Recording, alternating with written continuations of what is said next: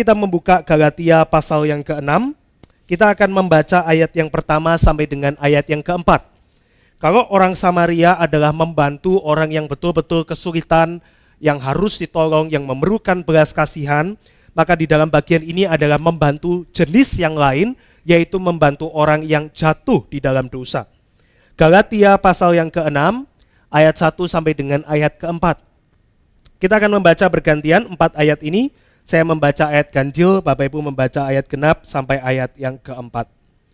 Demikian firman Tuhan, saudara-saudara, kalaupun seseorang kedapatan melakukan suatu pelanggaran, kamu yang rohani harus memimpin orang itu ke jalan yang benar di dalam roh lemah lembut, sambil menjaga dirimu sendiri, supaya kamu juga jangan kena pencobaan. Ayat 2.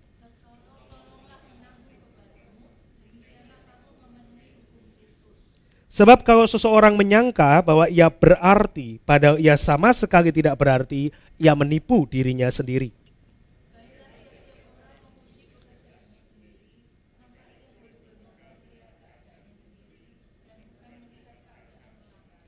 Bapak Ibu Saudara sekalian, sebagai satu tubuh Kristus, saya kira tidak jarang dan tidak berhenti kita akan bergumul dengan satu pertanyaan di dalam pikiran kita. Dan kalau Bapak Ibu belum pernah bergumul dengan pertanyaan ini, maka mulailah bergumul malam ini. Pertanyaan itu adalah, apa yang seharusnya saya lakukan ketika saudara saya jatuh di dalam dosa? Kalau orang di luar sana, orang yang tidak mengenal Kristus itu melakukan dosa, maka respon kita jelas. Kita mendoakan mereka bisa kenal Kristus karena mereka tidak mengenal Kristus. Mereka orang di luar gereja, mereka jatuh di dalam dosa, ya wajar karena mereka memang hidup di dalam dosa, karena mereka tidak mengenal Kristus, mereka tidak tahu kebenaran atau mereka tidak mengakui kebenaran, maka mereka melakukan dosa. Tapi bagaimana kalau saudara di dalam satu persekutuan, di dalam satu tubuh Kristus yang melakukan dosa di depan mata kita? Kita akan terus bertanya, bergumul dengan pertanyaan ini. Apa yang bisa saya lakukan untuk menolong orang itu yang jatuh di dalam dosa? Ternyata Bapak Ibu sekalian, kami cukup mati gaya ketika itu terjadi. Kenapanya kita tahu, karena ini, karena itu, dan lain sebagainya. Tentu itu satu hal yang berat, tapi bagaimananya kita nggak tahu, kita mati gaya ketika mendengar itu terjadi. Dan barangkali Bapak Ibu pernah di dalam komunitas atau di dalam perjalanan hidup, semua terasa oke, lurus, berjalan baik, dan kemudian ada saudaramu yang jatuh di dalam dosa, entah rekan sepelayanan, entah satu keluarga, entah itu teman, kerabat, atau cuman sekedar orang yang kita tahu di dalam gereja, dan kemudian kita juga mati gaya. What to do? Apa yang mesti dilakukan kepada orang itu? Bapak Ibu, akan ada orang yang di dalam komunitas kita jatuh setiap saat. Kadang terlihat, kadang tidak terlihat, tapi ada di situ. Dan Paulus sangat mengerti hal ini. Di dalam pelayanan yang dia saksikan, dia sangat mengerti bahwa akan ada orang yang jatuh di dalam dosa dari sebuah komunitas, mau seberapapun baiknya komunitas itu. Kadang-kadang kita berpikir, oh salah institusinya, salah gerejanya, salah grupnya, salah kelasnya, salah kampusnya, dan whatever gitu ya yang lain. Tapi ya mungkin tidak bisa disalahkan begitu Bapak Ibu sekalian, karena itu adalah sesuatu, saya nggak pakai kata wajar, tapi sesuatu yang memang pasti akan terjadi di dalam kehidupan kita. Akan ada orang yang jatuh di dalam dosa atau berpaling dari Tuhan, apapun bahasa yang kita mau pakai, dan itu juga happening di dalam jemaat Galatia. Tetapi menariknya Bapak Ibu sekalian, yang pertama Paulus lakukan di dalam nasihatnya mengenai hal ini adalah dia berkata kepada gereja di Galatia itu bahwa yang jatuh di dalam dosa tidak di-exclude dari komunitas. Di dalam bahasa asli, di dalam ayat yang pertama, nuansanya adalah kita tidak mengasingkan, tidak excluding yang jatuh di dalam dosa atau pelanggaran itu. Paulus tidak mengecualikan orang yang terjerumus di dalam komunitas itu yang jatuh di dalam dosa dan mungkin jatuhnya mungkin parah, kita tidak tahu. Paulus tidak exclude itu, tapi Paulus mengatakan kepada satu komunitas seperti dia juga berkata kepada dia yang jatuh di dalam dosa. Tidak mengusirnya dari komunitas, tapi orang itu include, termasuk di dalam komunitas. Dan Paulus bilang kepada orang-orang yang lain, yang harus dilakukan pertama adalah jangan lihat dia di luar dari komunitas, tapi bagaimana harus kita punya segala concern untuk membawa dia kembali kepada Tuhan di dalam komunitas. Satu basic common sense, tapi yang mungkin Paulus perlu ingatkan kepada jemaat Galatia. Kenapa perlu diingatkan kepada jemaat Galatia hal yang common sense ini, yang masuk akal ini? Karena Galatia gereja yang legalis. Galatia adalah gereja yang begitu ada satu yang patah, yang satu yang bengkok, maka reaksi mereka adalah potong. Galatia adalah gereja yang, aturan A dilanggar maka kamu kehilangan semua yang lain. Itu Galatia. Sehingga nasihat yang masuk akal buat kita ini tidak masuk akal buat orang Galatia. Karena bagi Galatia adalah yang lemah itu dia membuat tubuh jelek, maka dia harus disingkirkan dari luar. Di luar. Jadi Paulus mengatakan, enggak. Yang pertama yang harus kita miliki ketika saudara kita jatuh di dalam dosa adalah melihat dia tetap bagian dari satu komunitas. Nah Bapak Ibu sekalian, kalau dosanya itu berbohong, ya kita mengampuninya gampang ya. Ya tergantung bohongnya sih. Tapi kalau cuman bohong sudah makan belum, terus dia bilang sudah padahal belum, ya kita mengampunilah. Bukan dosa seperti itu kan yang dimaksudkan. Tapi apa dosa yang mungkin sulit diampuni di Galatia? Galatia ya, bukan Geri Citra. Galatia. Barangkali adalah dosa yang berkaitan dengan seremoni, berkaitan dengan upacara, berkaitan dengan gaya hidup rohaninya mereka. Karena mereka punya masalah Yahudi dan Yunani. Jadi itu dua hal itu, begitu memenuhi kepala Galatia. Apa yang mungkin menjadi masalah buat kita hari ini adalah dosa-dosa berat, tanda kutip ya, dosa berat itu adalah dosa yang kita anggap tabu. Yang menariknya Bapak Ibu sekalian, tiap komunitas punya hal yang dianggap tabu oleh komunitas itu. Kalau di gereja Asian, saya sebut Asian dan GRI gitu ya, tiba-tiba saya habis berkhotbah, kemudian saya di luar, saya merokok, maka Anda semua akan langsung tulis di WhatsApp tuh. Pasti, sudah enggak perlu pura-pura enggak. Pasti tulis, wah ini Vikarus Wilbur habis khotbah merokok panjang begitu ya. Saya enggak bilang merokok benar ya, enggak benar. Tapi kalau di Amerika mungkin itu bukan hal yang penting. Tapi kalau misalnya habis saya khotbah, kemudian saya itu tidur ya, tidur siang, habis hari Minggu, kemudian ayo besok, enggak saya mau tidur. Mungkin buat gereja lain itu lebih parah dari merokok. Ya, setiap orang punya hal yang dianggap tabu. Setiap orang punya dosa yang dianggap berat dan kecil dan lain sebagainya. Tapi Paulus bilang, no matter what ya, tanpa terkecuali ketika seseorang kedapatan melakukan suatu pelanggaran, maka kamu harus punya segala concern untuk membawa mereka kembali kepada Tuhan, memulihkan kerohanian mereka. Mereka yang terjerumus tidak boleh diabaikan, meskipun kamu anggap itu beratkah, meskipun kamu anggap itu suatu hal yang menjijikkan, yang tabu dan lain sebagainya, tapi kamu harus menolong dia. Dan Paulus mengatakan bukan kamu biasa, tapi kamu yang rohani, you who are spiritual. Yang menarik Bapak Ibu sekalian ya, mereka yang terjerumus tidak boleh diabaikan itu satu hal, tapi Paulus mengatakan kepada orang Galatia yang berarti tidak terjerumus, kamu yang rohani haruslah menolong dia, memulihkan kerohanian dia. Saudara John Stott mengatakan kata memulihkan, John Stott seorang teolog mengatakan kata memulihkan itu adalah sebuah kata yang berarti menempatkan orang itu seperti semula. Kembali seperti keadaan awal sebelum dia jatuh dalam dosa. Nah ini satu hal yang sulit karena kalau sekedar kita mengatakan it's okay, kami tetap menerima kamu, ya kamu jatuh dalam dosa, ya kamu harus bertobat kembali, itu gampang. Tapi mengembalikan kepada keadaan yang semula berarti mungkin juga mengembalikan dia di dalam confident dirinya sendiri. Satu, mengembalikan dia di dalam penerimaan komunitas. Dua, mengembalikan dia untuk bisa melayani Tuhan lagi, bukan sekedar ngasih pelayanan kembali, tapi memastikan dia rohaninya kembali dan bisa melayani Tuhan lagi, dan seterusnya. Maka ini satu pekerjaan yang berat. You who are spiritual, kamu yang rohani, restore, kembalikan sepenuhnya keadaan saudaramu yang jatuh di dalam dosa itu. Tapi sekali lagi, kalau jatuh di dalam dosa yang kita anggap berat, tabu dan lain sebagainya, wah ini satu hal yang tidak mudah Bapak Ibu sekalian. Kata yang sama, kata restore itu adalah kata medis yang biasa dipakai untuk bicara orang yang patah tulang dan kemudian dirawat sampai tulangnya itu sudah nyambung lagi. Ini bukan hal yang gampang. Atau Markus 1 ayat 19, para rasul yang sedang menambal jala mereka yang robek itu, supaya bisa utuh lagi.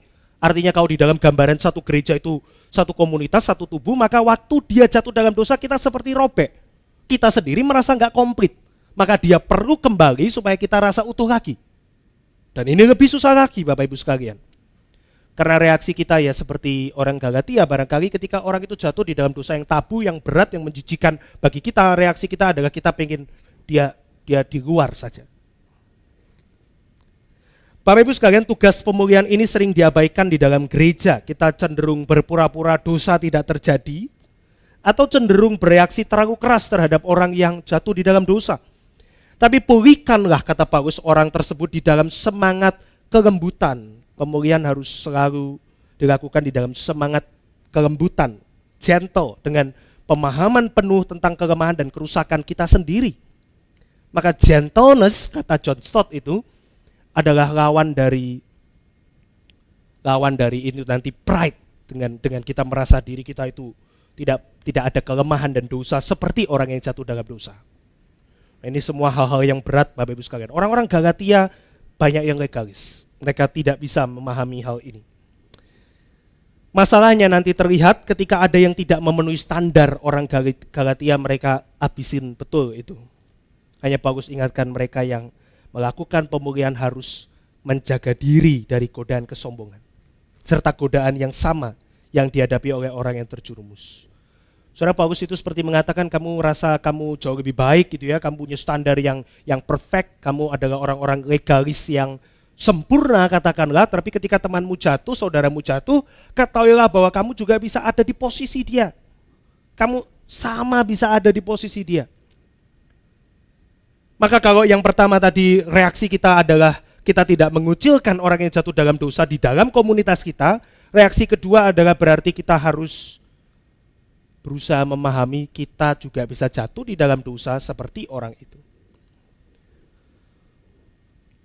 Karena diri sendiri tentu tidak kebal Bapak Ibu sekalian ya. Gereja Injili, gereja Asian, gereja Asia, itu gereja yang peduli nama baik. Kita bertanya, emang gereja Barat tidak peduli nama baik? Ya peduli. Tapi ada bedanya Bapak Ibu sekalian, kita orang Asia, terlepas ras apapun kita ini Asian, dan orang Asia itu peduli nama baik di dalam level yang beda sama orang-orang Barat. Bagaimana anak, cucu, keturunan itu tidak boleh mempermalukan nama keluarga, itu mendarah daging di tubuh kita, betul ya? Kita sangat peduli dengan nama itu. Orang tua peduli dengan anaknya karena anaknya kalau ngapain bisa efek ke orang tua. Di dalam keluarga-keluarga tertentu orang tua mengatakan kamu enggak terima kasih sama papa, kalau papa enggak begini maka nanti kamu yang susah, kalau nama papa jelek kamu ikut susah dan lain sebagainya. Dan di dalam gereja juga seringkali demikian. Kita peduli dengan nama baik dan itu betul. Tapi hati-hati Bapak Ibu sekalian, kadang-kadang demi melindungi nama baik itu ya, kita itu membuang orang-orang yang jatuh dalam dosa itu. Kita suka kalau keluarga kita bersih, kita suka kalau gereja kita bersih, tetapi kita saking senangnya dengan kebersihan itu kita tidak mau membuat tangan kita itu kotor ketika harus merawat orang yang jatuh. Dan membantu atau menolong itu selalu get your hands dirty. Bukan kita ikut berdosanya, tidak. Tapi kita harus ya bergaul dengan yang berdosa itu. Memang saudara sekalian yang dimaksud terjatuh di sini bukan tentang orang yang dengan sengaja berbuat dosa, yang kemudian itu kasus berat di mana dia hidup di dalam dosa, tidak mau bertobat dan seterusnya, itu lain ya, itu lain. Penanganan yang lebih keras itu perlu, bahkan di dalam Alkitab 1 Korintus 5 ayat 5 mengatakan orang yang terus menolak, tidak mau bertobat, maka dia harus diserahkan kepada iblis. Tahu ayat ini? 1 Korintus 5 ayat 5. Supaya dia selamat jiwanya meskipun tubuhnya binasa. Artinya adalah orang yang terus menolak bertobat, ya mereka harus diusir memang. Supaya tidak merusak bagian tubuh yang lain. Ini bukan jatuh dalam dosa, ini yang terus mau hidup dalam dosa. Mereka harus diserahkan kepada iblis, tanda kutip. Supaya dengan tindakan terakhir yang keras itu, dia bisa bertobat. Itu maksud ayat itu, 1 Korintus 5 ayat 5. Tetapi di dalam bagian ini ada orang-orang yang jatuh, tergelincir di dalam hidup mereka. Dan saking sucinya Galatia, mereka langsung dibuang. Saking bagusnya Galatia, mereka tidak diinginkan. Saudara, barangkali Paulus ketika dia menuliskan Galatia ini, karena ini adalah surat-surat yang pertama dari Paulus awal, maka dia mungkin membayangkan masa lalunya juga, betapa hidup dalam dosa itu mengerikan, betapa waktu dia kembali banyak orang terus menuduh dia, dan ya segelintir saja orang yang mau merawat Paulus itu, merawat rohani, tanda kutip. Bapak Ibu sekalian, ketika orang karena kelemahan itu jatuh, kita yang rohani harus merestore dia dengan lembut, memahami pergumulan dia, berusaha mengerti sambil terus mendorong pertobatan dengan kasih yang Paulus katakan di dalam ayat kedua, yaitu memenuhi hukum Kristus. Tapi satu hal yang saya mau kita renungkan lebih jauh bukan bagaimana orang itu jatuhnya, tapi bagaimana kita bisa lakukan ini kalau kita sendiri tidak rohani, kata firman Tuhan. Nah, rohani itu apa Bapak Ibu sekalian? Datang ke gereja setiap hari? Tentu enggak ya, Pak Yudi nanti paling rohani dari kita semua. Rohani itu apa? Diukur oleh hal jasmanikah? Jawabannya ya dan tidak. Ya karena kita tidak bisa lepaskan tubuh dari roh. Antara tindakan jasmani kita dengan hati kita atau roh kita tidak bisa pisahkan itu. Maka apa yang nampak dari hidup kita merefleksikan yang di dalam. Alkitab bilang perkataanmu itu cerminan hati, tindakanmu itu buah dari pohon. Seperti apakah kamu pohon yang baik, pohon yang buruk? Ya, enggak bisa lepas. Tapi juga tidak, karena banyak orang bisa memalsukan yang jasmani itu. Jadi ya dan tidak. Orang yang memalsukan hal rohani itu, kelihatan di luar, itu unnatural, tidak natural. Saudara mau tahu unnatural itu gampang Bapak Ibu sekalian ya. Satu pendeta kasih ilustrasi, coba kamu mengangguk tapi bilang tidak. Coba ya. Tidak. Ya sambil geleng. Bisa enggak? Kalau ingat. Tapi Bapak Ibu kalau lakukan setiap hari gitu ya, terus berusaha ya seperti belajar nulis pakai tangan kiri, lama-lama bisa kok. Mungkin jelek, tapi bisa. Dan ada orang-orang yang tidak rohani tapi tampil rohani. Unnatural tapi bisa dilatih. Aneh rasanya, tapi banyak orang demikian. Ini yang dimaksudkan di dalam ayat 3 Bapak Ibu sekalian, yaitu mereka yang menyangka bahwa dia berarti, berarti menyangka dirinya itu besar, padahal dia tidak berarti, kata firman Tuhan, dan di bagian yang terakhir, ia menipu dirinya sendiri. Orang yang menipu diri sendiri bisa membimbing enggak? Bisa. Tapi tidak seharusnya. Di dalam Alkitab saja sebelum Yesus disalib pernah dia mengutus murid-muridnya pergi berdua KKR regional itu. Dan seluruh muridnya itu mengabarkan Injil, mengusir setan dan lain sebagainya. Termasuk berarti Yudas Iskariot di situ. Kita sebagai jemaat yang rajin, tanda kutip ya, yang ada di persekutuan doa, saya menganggap kita rajin. Kita yang sebagian besar di sini melayani, kita yang berkhotbah, hati-hati dengan kerohanian kita. Yang sudah berkeluarga, hati-hati dengan kerohanian seluruh keluarga kita.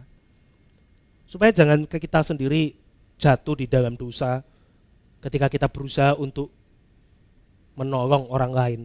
Ya. Waktu kita ngerti ini Bapak Ibu sekalian, maka tidak ada kata selain kata bahwa kita ini masih kurang, bahwa kita ini masih belum, bahwa kita sendiri harus bertumbuh, bahwa kita harus berubah, bahwa kita harus, saya pakai kata berguna tanda kutip, bagi kerajaan Allah. Karena bagaimana kalau saudaraku jatuh dan aku mau nolong gak bisa karena aku juga sedang sembunyikan dosa. Nanti yang terjadi cuman kita lihat selumbar di mata saudara kita, tapi balok di mata kita sendiri kita tidak bisa lihat. Barangkali waktu teman kami jatuh dalam dosa, kami juga perlu introspeksi karena berarti kami tidak betul-betul mengenal dia. Bahwa kami mungkin juga mati gaya gitu ya.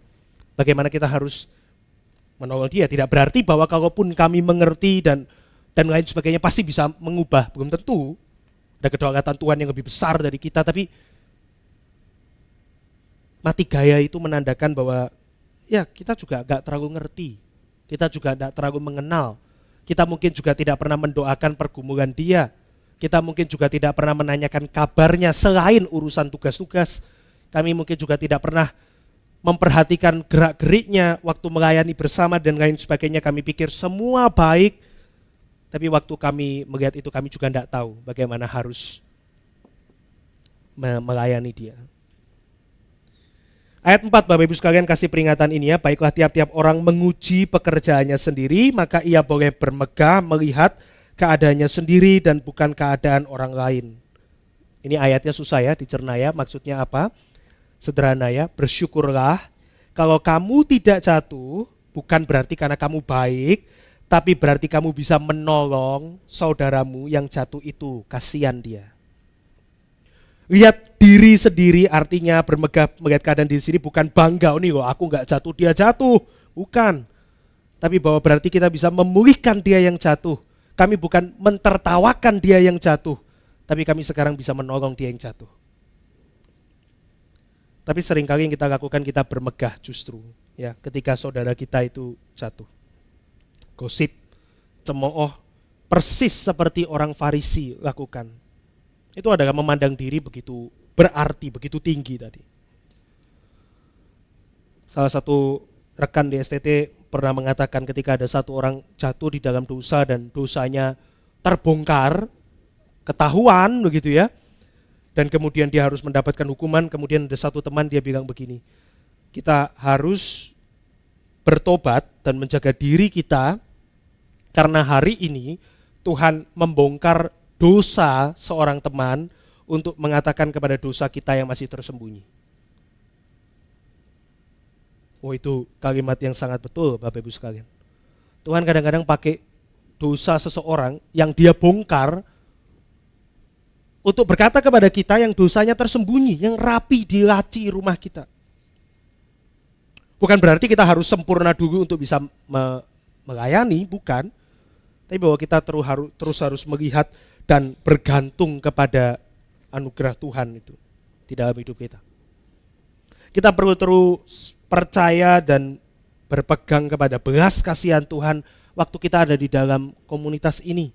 Dan ketika teman kita jatuh, bukan hanya kita tidak mengucilkan dia, bukan hanya kita berusaha menolong dia, bukan hanya kita mendoakan dan memperhatikan, kita juga harus selalu melihat diri kita lagi, bagaimana kita sendiri.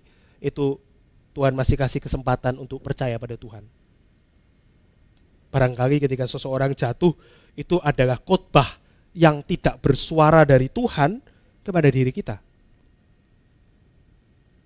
Selain kita berusaha menolong, membantu dia untuk bangkit kembali dan melayani Tuhan kembali, kita juga harus melihat bagaimana sebetulnya melalui dia Tuhan bicara pada kita.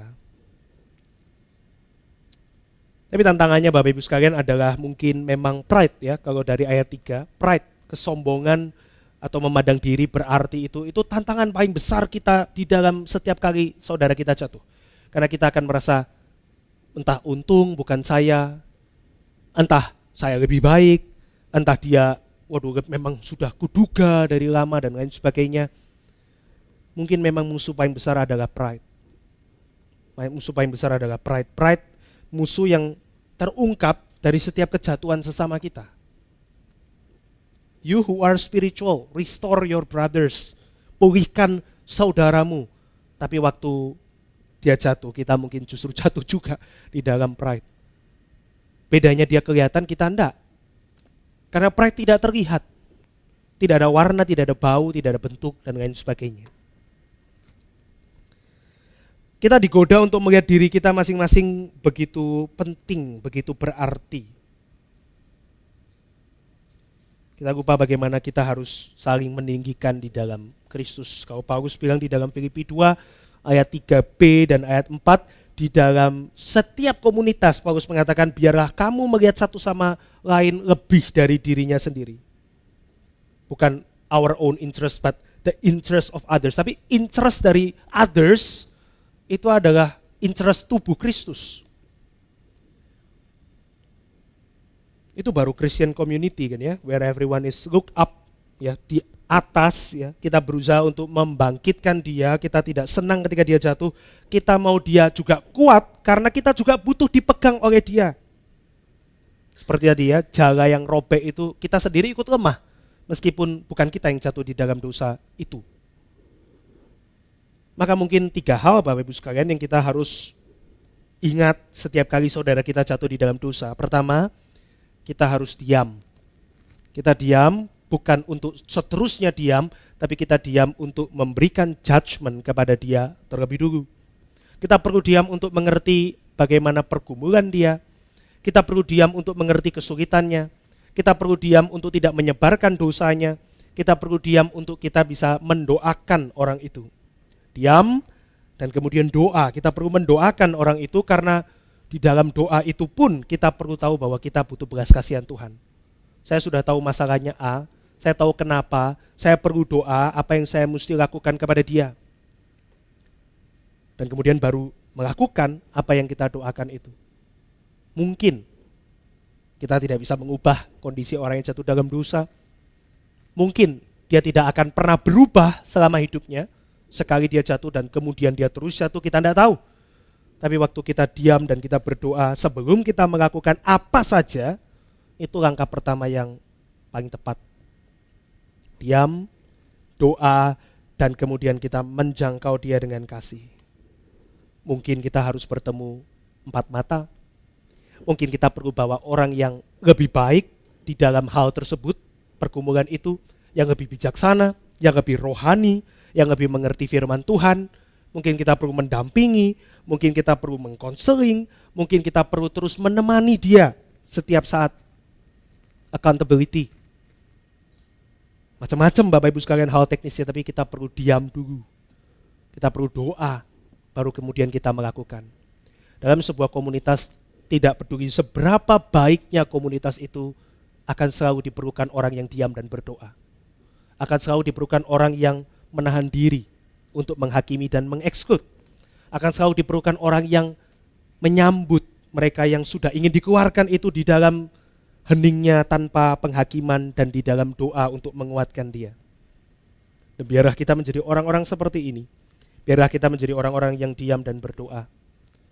Biarlah kita menjadi orang-orang yang pada malam ini tidak ada hal lain yang kita lakukan kecuali diam dan berdoa. Biarlah di dalam hidup kita meskipun nanti kita melayani, bekerja dan lain sebagainya, biarlah diam dan doa itu terus ada di dalam hati kita, khususnya setiap kali kita melihat orang lain itu jatuh dalam dosa. Dan biarlah diam dan doa kita itu membawa kemuliaan Tuhan. Mari kita berdoa.